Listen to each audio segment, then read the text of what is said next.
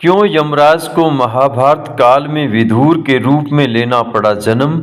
हमेशा से हम यह सुनते आए हैं कि यमराज मृत्यु के देवता हैं जिनसे सभी डरते हैं, लेकिन प्राचीन कथाओं के अनुसार एक व्यक्ति ऐसे भी थे जिनको मृत्यु के देवता से बिल्कुल डर नहीं लगता। महाभारत की एक कथा के अनुसार मानदेय नाम के एक ऋषि थे। एक बार वे अपनी तपस्या में लीन थे, तभी चोरों का एक गिरोह जाकर ऋषि के आश्रम में छिप जाता है।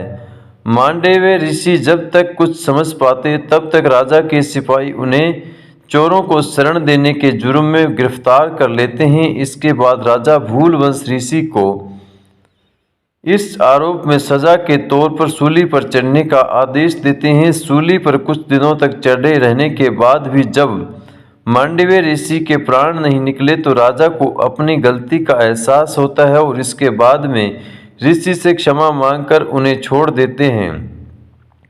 इसके बाद ऋषि यमराज के पास पहुंचते हैं और पूछते हैं कि उन्होंने अपने जीवन में ऐसा कौन सा अपराध किया था कि मुझे इस प्रकार सजा मिली।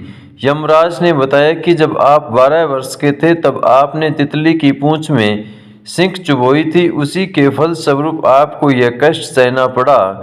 ऋषि मांडव्य ने यमराज से कहा कि 12 वर्ष की उम्र में किसी को भी धर्म और अधर्म का ज्ञान नहीं होता। तुमने छोटे से अपराध का इतना बड़ा दंड दिया है। इसके बाद ऋषि मांडव्य यमराज को श्राप देते हैं कि तुम्हें धरती पर एक दासी पुत्र के रूप में जन्म लेना पड़ेगा। ऋषि मांडव्य के इसी श्राप के कारण यमराज महाभारत काल में दासी पुत्र बनकर विदुर के रूप में जन्म लेते हैं। वीडियो में दी गई जानकारी आपको अच्छी लगी हो तो हमारे चैनल को लाइक, शेयर और सब्सक्राइब जरूर करें। धन्यवाद।